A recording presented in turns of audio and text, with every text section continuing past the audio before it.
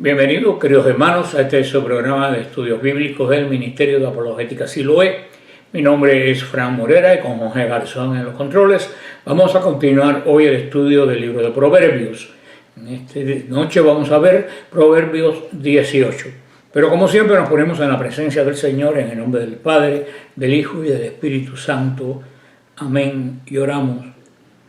Dios omnipotente y eterno, creador de todo lo que existe, bendícenos en esta noche y danos el don del Espíritu Santo. Asístenos con los dones de conocimiento, con los dones necesarios para poder entender la palabra de Dios y aplicarla en nuestra vida y así poder construir el reino de Dios. Todo esto lo pedimos en nombre de Jesús el Señor. Amén. Pues bien, queridos hermanos, continuamos en este estudio, como les he dicho anteriormente, Proverbios 18, y vamos a extractar algunos versículos solamente, porque como les dije, muchos, como este libro fue escrito a través de mucho tiempo, no fue un libro que se redactó seguido, pues muchas veces los versículos se repiten o tienen la misma connotación, y para no hacerle a ustedes pues monótona la clase repitiendo siempre lo mismo, vamos a tomar algunos más importantes, porque sinceramente es increíble. Yo he visto que la audiencia que ve las clases de Proverbios es mucho inferior a la que ha visto profetas y otros libros de la Biblia. Parece que, no sé, me imagino que los hermanos encuentran un poco repetitivo, nostálgico este libro, pero a mí personalmente me ha servido como de retiro espiritual. Para mí es un libro excepcional, los consejos que nos dan si lo sabemos aplicar y si lo sabemos comprender bien. Pues comenzamos con Proverbios 18:1 y dice así: el insociable busca lo que le apetece, se irrita con toda facilidad. Ay, queridos hermanos, están buenos estos versículos. Cortarse uno mismo de la familia, de los amigos, del grupo, de la comunidad, hace a menudo expresar un deseo egoísta, muestra una falta de voluntad para hacernos pequeños. Muchas veces para hacerse pequeño hay que ser grande. Hay que hacerse pequeño, digo en este caso, hay que hacer grandes sacrificios para llevarse bien con los demás.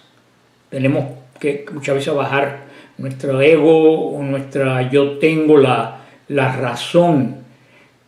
Increíblemente la Mishnah judía, en las leyes orales judías escritas, usa este pasaje para enseñar la necesidad de no separarse de una comunidad, específicamente hablando de la comunidad religiosa judía, pero nosotros nos aplica a nuestro grupo, a nuestra parroquia, de muchas formas, porque las personas tienen responsabilidades como seres sociales. Todos tenemos responsabilidades. Dios nos diseñó según su propia naturaleza trina, o sea, comunidad. Dios es trino, porque solamente entre otras personas se puede manifestar y encontrar el amor, porque lo otro sería parece uno mismo y sería egoísmo, y Dios no puede ser egoísta. Esa es una de las razones de que ejercen los teólogos de la Santísima Trinidad. Él nos diseñó para vivir en grupo.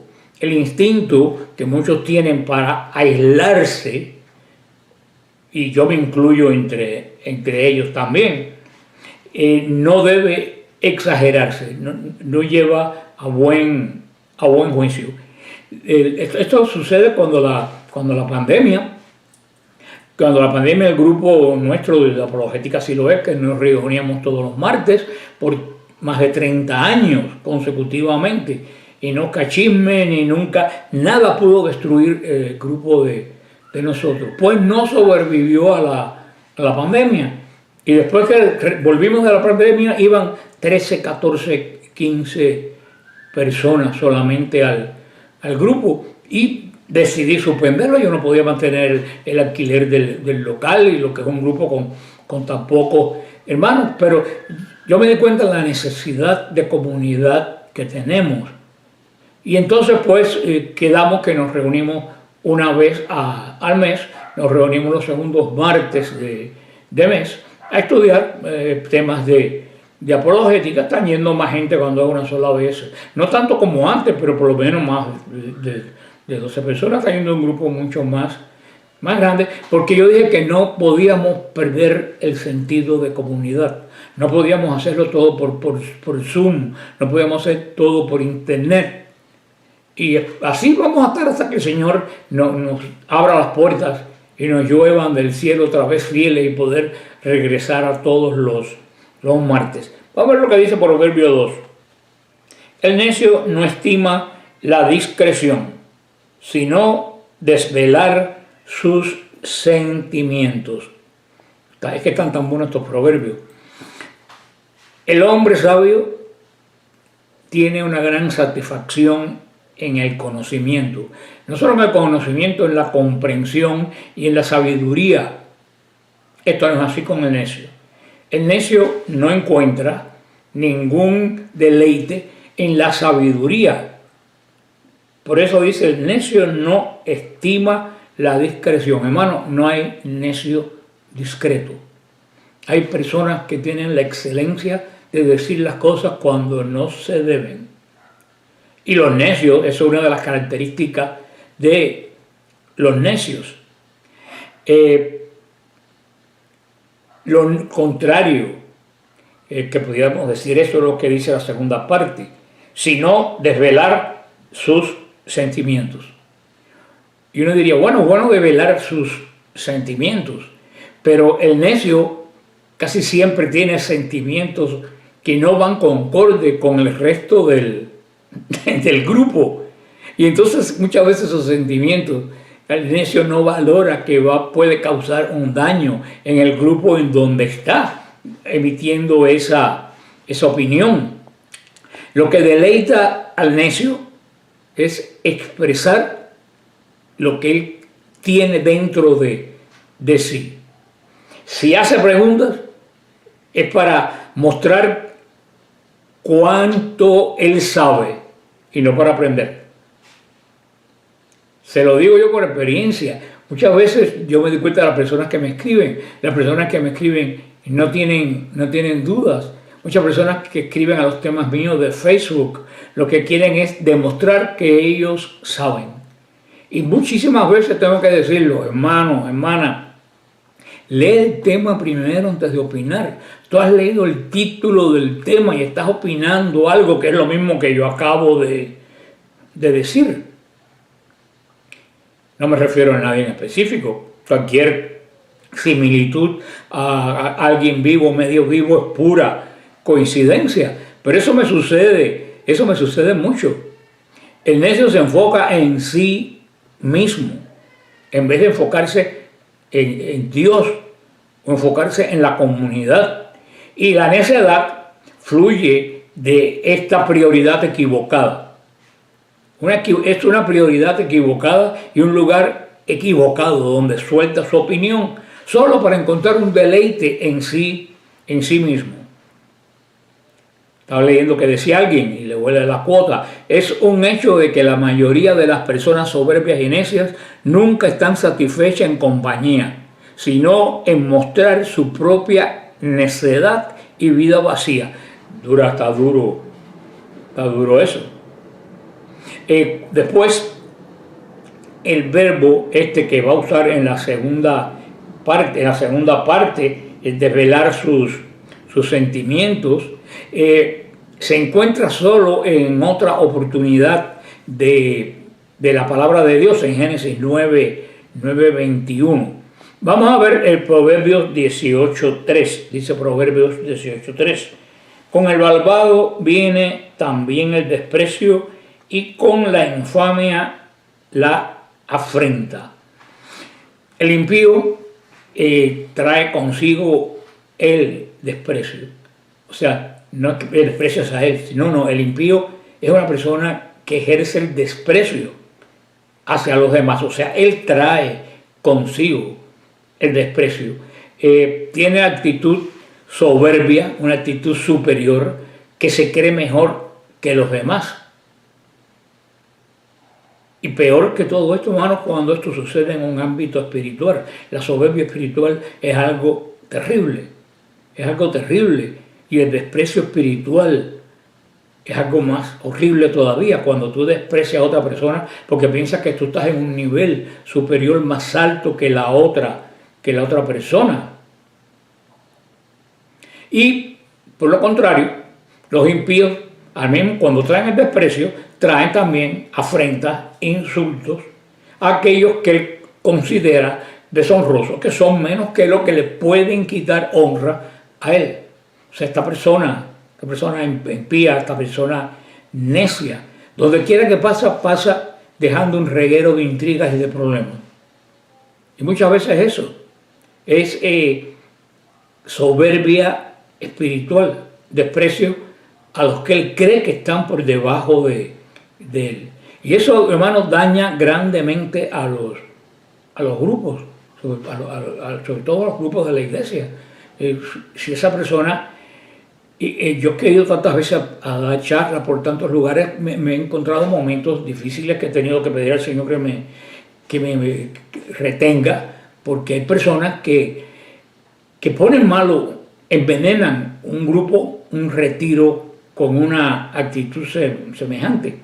Vamos a ver el 4, versículo 4, dice: aguas profundas son las palabras de la boca del hombre, torrente desbordado, la fuente de la sabiduría. La idea no es que el discurso de todo el mundo sea profundo y significativo. En cambio, la idea es que revelamos las profundidades de nuestro corazón con las palabras de nuestra boca. Eso es lo que es inteligente, eso es lo que quiere decir. Aguas profundas son las palabras de la boca del hombre. No es que todo lo que tú digas tiene que ser algo de una profundidad enorme, sino que revela lo que tú tienes adentro, es lo que quiere decir. Una persona, y se espera muchas veces de los que predicamos que seamos gente continuamente de mucha profundidad, y hermano, no es así, somos personas comunes, y muchas veces menos que otras personas comunes, que sencillamente el Señor les ha dado un don, no sabemos ni por qué. A ver, me acuerdo que vino una querida amiga y su esposo aquí de visita a mi casa, y yo tenía en la mesa del comedor 3 copas largas así puestas en el medio, unas copas estilizadas así largas, y esta persona me dijo: ¿qué significa esas 3 copas, la Santísima Trinidad? Y yo dije: no. Y dice: ¿y por qué son 3? Y yo le dije: porque son las únicas que estaban en venta, son las únicas baratas, no había más ninguna.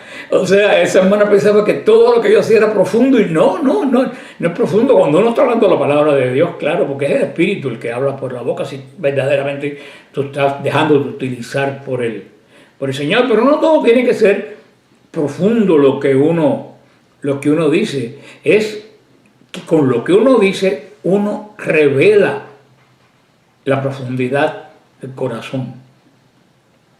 Y la segunda parte, pone el arroyo. El arroyo, cuando el arroyo debe ser de alguien, un hombre que está arraigado en la sabiduría. Cuando una persona está arraigada en la sabiduría, más que ser una persona meditativa y profunda, como un arroyo que se desborda. Las palabras fluyen porque no vienen de ti. Las palabras de los sabios, lo que no quiere decir es que se asemeja a las aguas. En la medida en que ambas, el agua y la palabra del sabio que viene siempre de Dios, lavan la mente del oyente y la riega, como para tal hacen el prado para que las flores no se marchiten. Eso es lo que quiere decir una persona. Estamos lidiando con conceptos muy antiguos, por eso que a veces me cuesta trabajo adaptarlo al mundo moderno. Una persona que tiene sabiduría, por supuesto que debe ser profunda en sí mismo, pero uno no debe decir que todo lo que uno habla es algo de una tremenda profundidad, sino que salga del corazón de la forma que el Señor te puso. ¿Por qué? Porque con esa palabra que tú das, así como el agua riega los canales y los campos para que se pongan verdes, esa palabra que Dios pone dentro de ti, que fluye, lo que hace es revivir el alma de los que están escuchando lo que tú dices. Aunque no estés predicando, que estés en una conversación. Estamos llamados, si el Señor lo ha puesto en ti, estamos llamados a hacer eso, a hacer como arroyo, que en cualquier conversación la persona saque algo positivo espiritualmente, algo para mejorar la vida de acuerdo a la medida de Dios. Pero no de una forma pedante, no de una forma como de una enseñanza catedrática, sino como esta forma maravillosa que pone Proverbios, con algo tan simple como un arroyo que crece, no muy profundo, pero crece y da vida. Es una metáfora muy bonita. Veamos, vamos a saltar al versículo 18:8, que dice: las palabras del chismoso son como golosinas que bajan hasta el fondo del vientre. Los chismes y las cosas que dicen los malvados, o que son presentados por un chismoso, son imposibles casi de resistir. Un chismoso siempre atrae con lo que va a decir. Hay una persona que una vez me decía: yo tengo como un imán que todo el mundo me dice a mí las cosas que pasan por ahí. Digo, no, tú no tienes un imán, lo que todo el mundo sabe que tú eres un chismoso. Y dice, eso es lo que pasa, el oído tuyo atrae el chisme. A la gente le gusta oír lo que dice el chismoso, hasta en los grupos, y más en los grupos. Sin embargo, el daño que hace un chismoso es grande.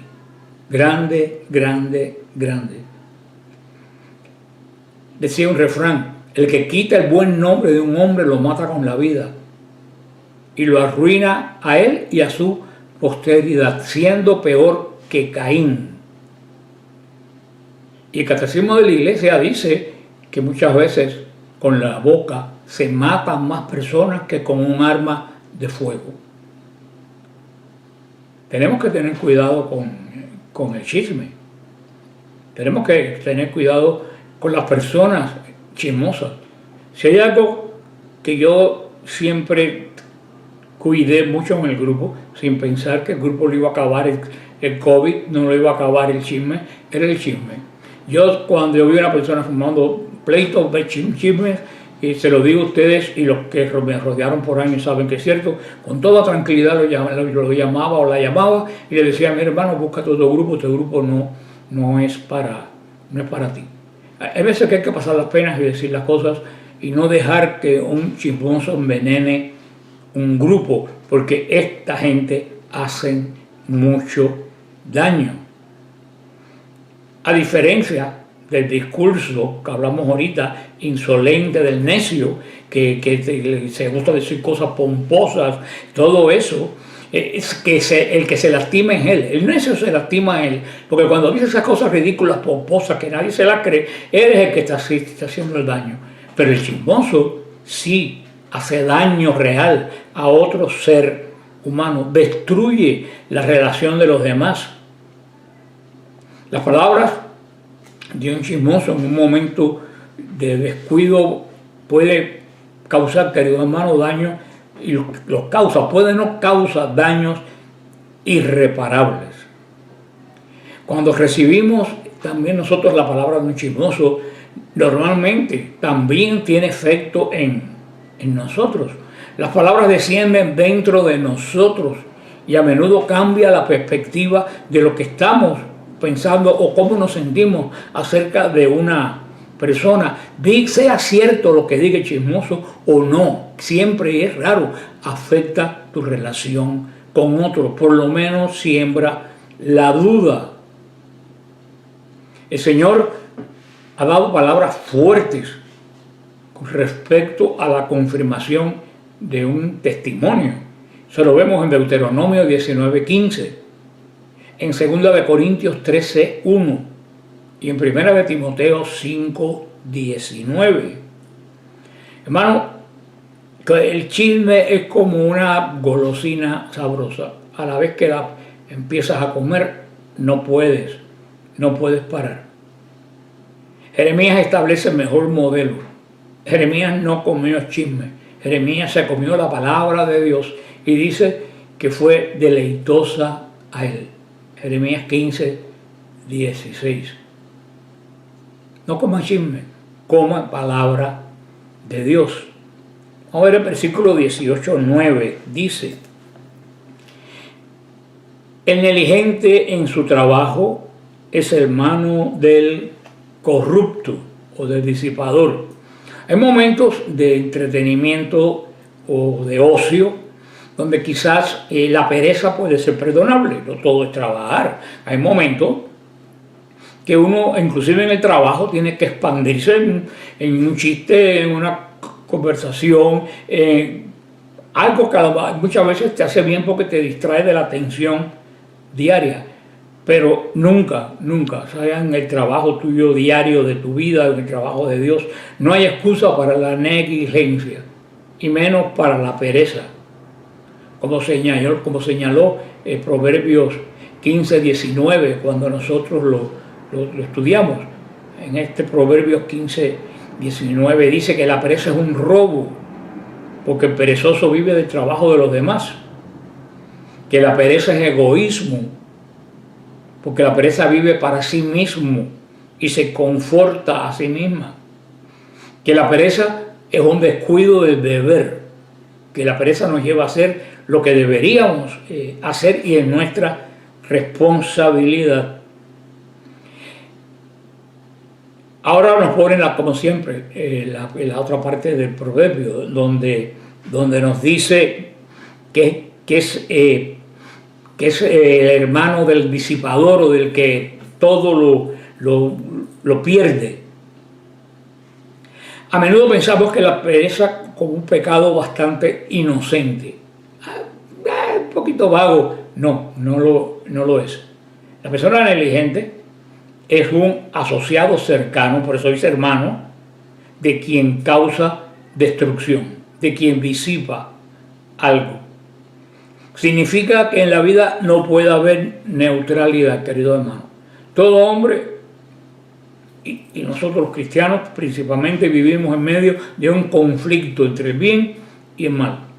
Muchas veces nosotros no nos damos cuenta porque este conflicto es en el plano espiritual, pero incide sobre nosotros. Nosotros participamos de ese conflicto. Si no estás ayudando a Dios contra el poder del mal, estás ayudando al mal contra el poder de Dios. Tienes que tener eso bien claro. Eso lo vemos en la mente de Débora cuando maldijo a Meroz por no ayudar al Señor en contra de los poderosos. La gran Débora encontró esta declaración cuando nuestro Señor hace un eco en esta declaración, cuando el Señor dice, y es clarísimo: el que no está conmigo está contra mí. Hermano, radicalismo, no hay paños calientes. O estás conmigo o estás contra mí. El apóstol Santiago lo reconoció cuando escribió: al que sabe hacer el bien y no lo hace, le es contado por pecado. Hermano, óyelo. Al que sabe hacer el bien y no lo hace, le es contado por pecado. Eso es lo que nosotros decimos el pecado de omisión, que muchos sacerdotes me dicen que casi nadie confiesa pecado de omisión, que todo el mundo confiesa lo que hizo, pero casi nadie confiesa lo que debió hacer y no hizo. Este proverbio que estamos viendo aplica primariamente, pudiéramos decir, al trabajo. El trabajo es constructivo, es la ley de la vida del progreso humano. Si no hay trabajo, no hay progreso humano. Ahora, existe desde el pecado original un principio activo de destrucción operando en la historia del hombre. ¿Y qué cosa es este principio de destrucción que ha operado en la historia del hombre? La pereza. La pereza, sea física o sea, pereza espiritual, que es peligrosísima. La pereza espiritual que termina en lo que llamamos asedia. Yo he dado retiros sobre la asedia. Busquen lo que es la asedia, que es uno de los peores de todos los pecados. Y yo creo que casi nadie se confiesa de tener asedia, y muchos padecemos de asedia. Si bien el Señor nos ha dado la administración sobre una gran propiedad, que es todo aquello que nos rodea, todo prójimo, es tu hermano. Mucha gente, llevándolo esto a la vida diaria, arruina la propiedad de otras personas con el vandalismo, con la destrucción. Más actualmente se ve en estos grupos que destruyen obras de arte sencillamente por destruir. Pero también está la gente destructor de la pereza, inclusive dentro de nuestra iglesia, que repito y vuelvo a repetir, termina en asedia, en desprecio de las cosas de Dios. Entonces, yo nunca voy a despreciar las cosas de Dios, hermano, porque eso es un proceso de la asedia gradual. Es una enfermedad que te va corroyendo. Y llega un momento, no es que tú desdeñes, sino que no consideras importante las cosas de Dios. Pasan a segundo o tercer plano. Cuidado con la asedia, no es el tema hoy, por eso no podemos hablar de ella, pero yo tengo también en los retiros, en apologéticasiloe.net, tengo un retiro, creo, sobre la asedia. Vamos a ver el versículo 18:10, y dice así: el nombre del Señor es torreón fortificado, el justo corre a él y se pone a salvo. Dios proporciona una defensa maravillosa, una defensa fuerte. El Señor se declara uno de sus grandes nombres que a mí me encanta: Dios Shabaot, Adonai Shabaot, el Señor de los ejércitos, el Señor que desnuda su brazo frente a las naciones. Y esto no está arraigado a un dicho mágico de su nombre, como si fuera un mantra o como si fuera un hechizo, sino que está en la declaración de lo que es el nombre del Señor, en el carácter del Señor. En el mundo protestante muchas personas dicen en el nombre de Jesús, pero muchos pensamos que es en el nombre, en el sonido. No en el sonido, es en lo que quiere decir el nombre. Es lo que quiere decir que es el que nos salva, que eres el Salvador, que eres nuestra defensa. Porque el nombre judío significa algo. Y ahí es donde está el poder del nombre de Jesús, en el nombre del Señor. Por eso dice que es torre fuerte el nombre de Dios. Estamos en el Antiguo Testamento, por supuesto. En el nombre de Yahvé también estaba la fuerza, porque representaba y declaraba su esencia. Yo soy el que soy, no hay absolutamente más nadie. Es refugio de todos, de todo creyente. El Dios es amor, nos refugiamos en su amor. Dios es misericordia, nos refugiamos en su misericordia. Dios es fortaleza, me refugio en su fortaleza. Dios es justicia, nos refugiamos en su justicia.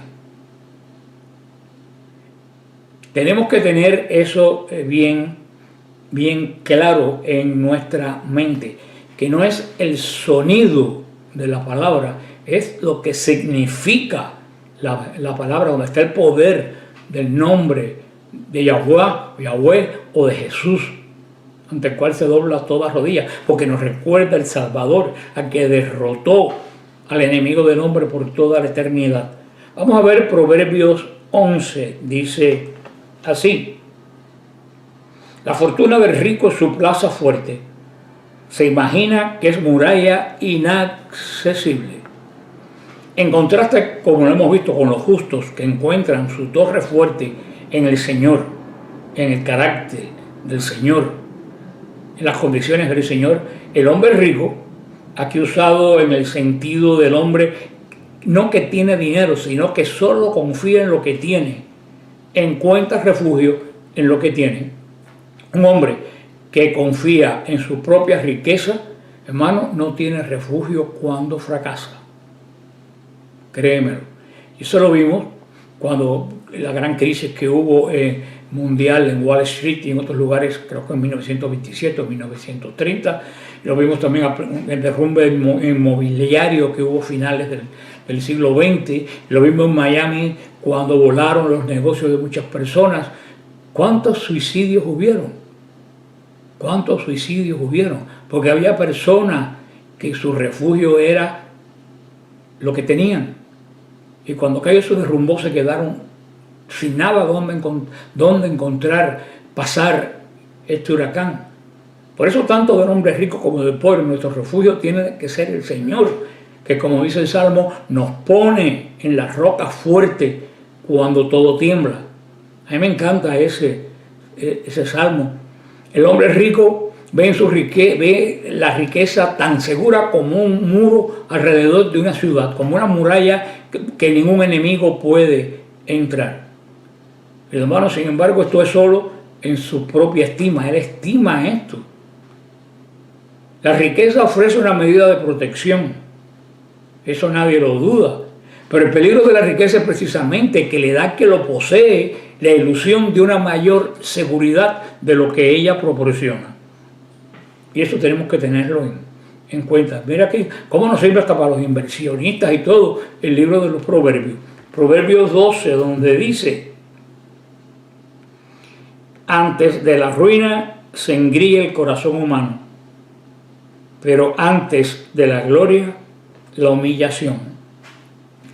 Como la soberbia lleva al camino de la destrucción, eso lo vemos en Proverbios 16, 18, debemos esperar que el corazón altivo esté listo para recibir su propia destrucción. Eso está claro. No hay sabiduría, querido hermano, en una autoexaltación. Por eso el Señor nos dice que el que se eleva será humillado. Otro vicio es que, hermanos, pueden tener alguna excusa, porque el hombre parece ganar algo con ello, qué sé yo, la avaricia, el placer, la lujuria, puede tener aunque sean minutos, algún tipo de satisfacción. Pero el hombre que es soberbio vende su alma, hermano, a muy poco costo. Porque la soberbia lleva a la envidia, y la envidia es el único pecado que no proporciona ni siquiera un placer de un segundo. El envidioso siempre está disgustado, al contrario de otros pecados que dan un gozo momentáneo. La soberbia es su hija, la envidia, no dan gusto jamás a aquel que lo padece. Los sabios saben que la humildad es lo que marca el camino del honor, el camino de Dios, y el Señor mismo lo dijo. Hermano, si tú quieres destruirte, sé soberbio, sé altivo. Si quieres honor delante de Dios, sé humilde. Y hay que tener cuidado con la altivez en el internet. ¿Cuántas personas yo veo en el internet que derrochan soberbia y a veces lo que dan es lástima? Porque tú te das cuenta que lo que exhiben es carencia de lo que les falta totalmente. Vamos a ver Proverbios 18, 13, y dice: de quien responde antes de escuchar es la estupidez y el bochorno. Jesús! Esto está bueno. Es común dar una respuesta rápida e impulsiva a las preguntas. Eso es normal. Eso es de lo que le estaba hablando yo ahorita. Que las personas, yo pongo los temas y las personas leen el título y contestan sin leer el contenido. Están desatados por contestar. Y esto aquí lo dicen los proverbios, no lo digo yo. De quien responde antes de escuchar es la estupidez y el bochorno. Que hermano, no te estoy insultando, no soy yo, lo dice el libro de los Proverbios. Respondemos casi siempre sin pensar, o sin escuchar, o sin leer la historia completa. Muchas veces más interesado en lo que yo espero decir que lo que tiene que ver el tema de que se está hablando. Esto es una trampa de la autoimportancia que se dan las personas. Hermano, a la medida que hacemos esto, en vez de hacernos ver como sabios, nos hacemos ver como fatuos, como una persona vana. Y te lo digo, es necio, porque muchas veces la respuesta es equivocada. Y a mí hasta me da hasta pena decirlo. Yo digo, a ver, ¿cómo le digo a esta persona que lo que está hablando no tiene nada que ver con lo que yo estoy diciendo? Ay, hermano, mira cómo nos enseña el libro de los Proverbios. Como el Proverbio 14. El espíritu vigoroso sostiene la enfermedad, pero al espíritu abatido, ¿quién lo levantará? Interesantísimo. Muchos que han trabajado durante mucho tiempo enfermos, se ha sentido que hay una fuerza que los mantiene trabajando o haciendo algo, trabajando inclusive las madres con las familias. Y a veces, milagrosamente, por la fuerza del espíritu que tiene una persona. El principio cristiano fortalece, querido hermano, y véalo bien, el principio cristiano fortalece la fuerza natural y la voluntad natural. Los problemas externos son soportables si hay paz interior. Lo voy a repetir. Los problemas externos son soportables, aún los más extremos, si hay paz interior. Hermano, todo lo contrario. Cuando nosotros tenemos falta de paz, falta de tranquilidad, no tenemos valores fuertes, enraizados en el Señor, cuando no tenemos paz de espíritu, un catarro te mata. Y se lo he dicho a montones de personas que me han dicho, no, porque esto mío no tiene remedio ya. Digo, bueno, mi hermano, lo dijiste tú no tienes remedio ya, tu boca te condena. No porque tú lo dijiste, sino porque tu boca está diciendo que dentro de ti tú no tienes resistencia, ni ánimo de luchar, ni nada que te sostenga. Una persona en ese caso, mi querido hermano, se muere. Se muere. Yo creo que le hice el caso ya de una hermana que por su trabajo tenía que montar en motocicleta, trabajaba en el correo y se cayó y se desbarató un pie y los médicos le dijeron que le iban a cortar el pie. Yo fui a verla la noche antes a orar con ella y me dice, no, ni vale la pena orar porque mañana por la mañana me dijeron que me van a cortar el pie. Y yo le dije, mira hermano, a ti primero que te tienen que cortar es la lengua. Si a ti te cortan la lengua, posiblemente el pie se salve. Vamos a orar.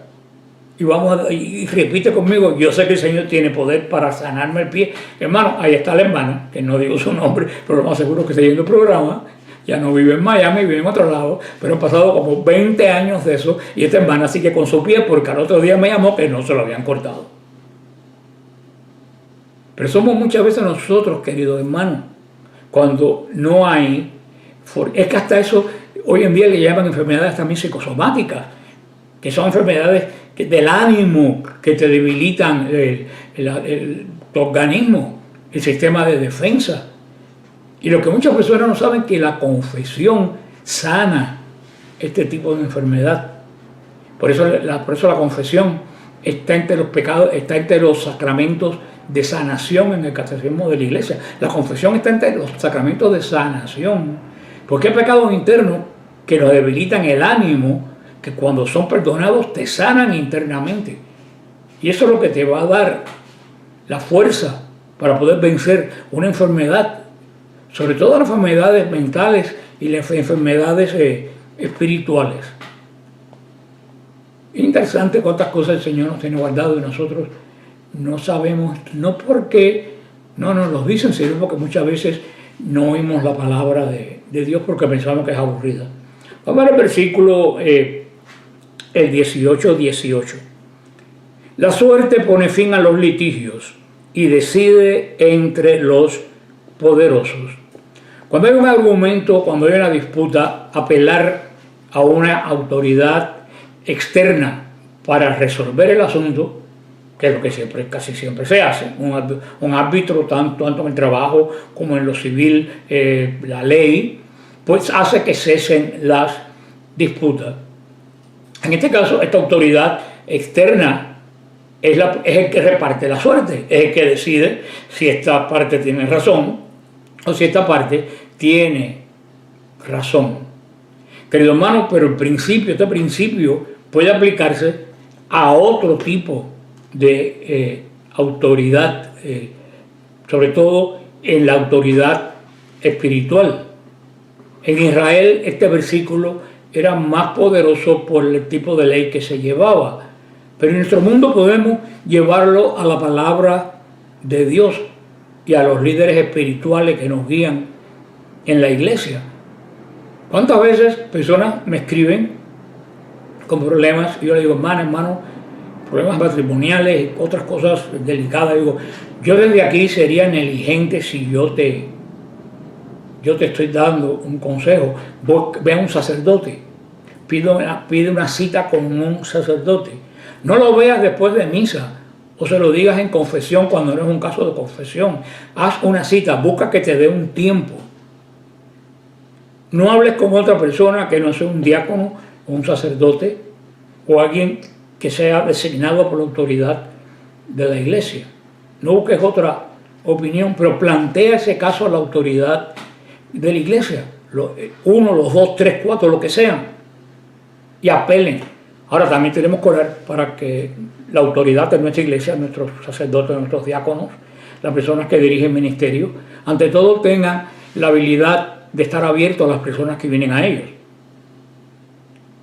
Que no le digan, sí, ven el año que viene a esta misma hora por la parte de atrás de la sacristía. No. Yo una vez fui a un caso de una persona que tenía poder de exorcizar, con un caso muy grave, y me dijo, pide una cita y a ver cuándo te la pueden dar. Le dije, no, yo voy a buscar ayuda en otro lado, porque el caso que yo tengo, sabes bien que no puede esperar la cita. El diablo no espera citas. Y desafortunadamente, y el Papa Juan Pablo II vino a Estados Unidos 7 veces a decir lo mismo. La iglesia no está para ser contadora de escuelas parroquiales o de dinero de las parroquias.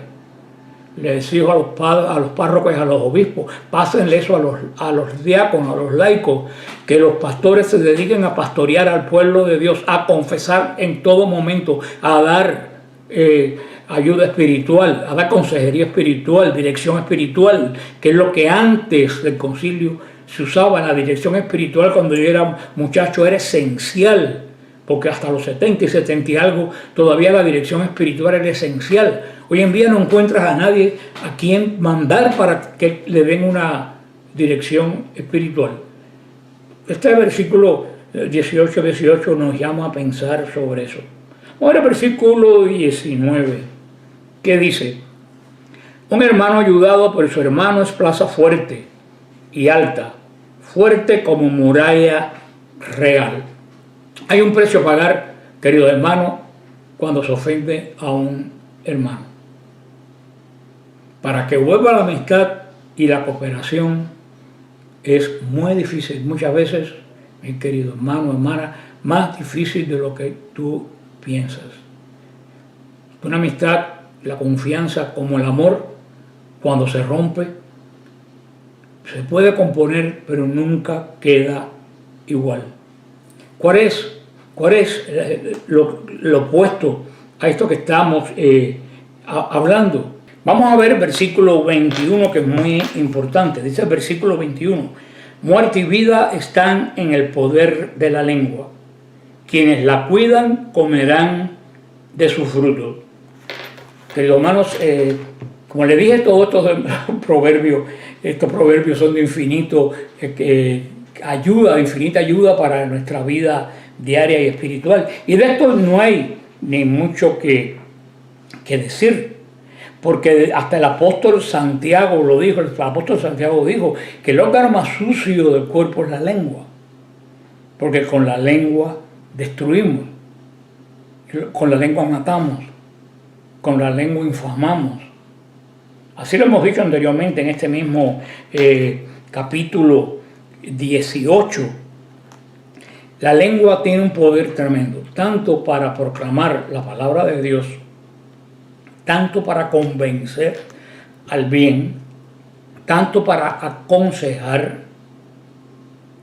como para destruir, como para matar, como para guiar por el mal camino.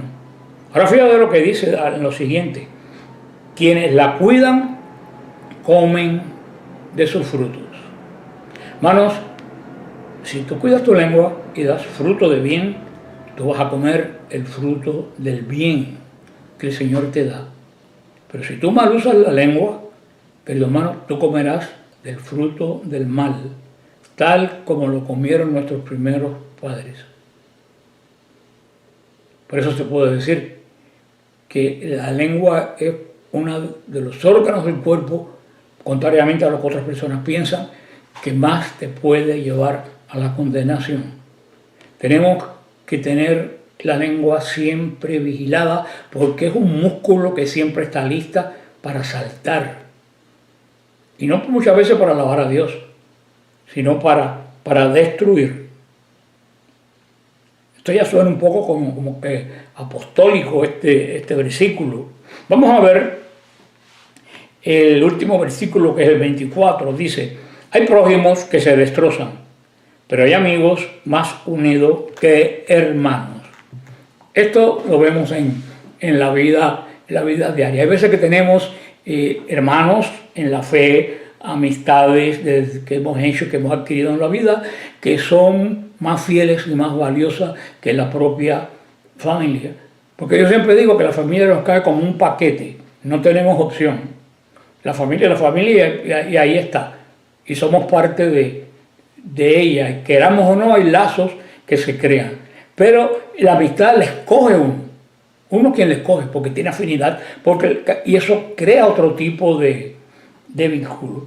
Y eso es lo que termina diciendo este capítulo hoy, que hay gente cerca que te destroza, pero sin embargo hay amigos que son más que hermanos. Ojalá que en tu vida, primero, que no encuentres ningún prójimo que te destroce, ni en la familia ni en ningún lado. Pero si por desgracia lo tuvieras, créeme que siempre en la iglesia, en un grupo que te busques, vas a encontrar, claro, si buscas en un buen grupo, vas a encontrar gente que se va a convertir más para ti. Muchas veces, aunque no lo conozcas directamente, yo he hecho vínculos de amistad con personas que nunca lo he visto por internet, que son vínculos de verdadera amistad, que me duelo con lo que le pasa, que me alegro con lo que le pasa, que lo ayudo si lo puedo ayudar, que lo aconsejo, que le hablo. Y el Señor te lo va a dar de verdad si tu boca da fruto de eso, de bien, de palabra de Dios. Ojalá que sigas hasta que terminemos Proverbios, porque no nos falta mucho, porque tiene mucho que enseñarnos este gran libro.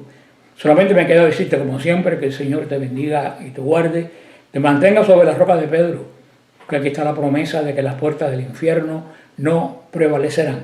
Amén.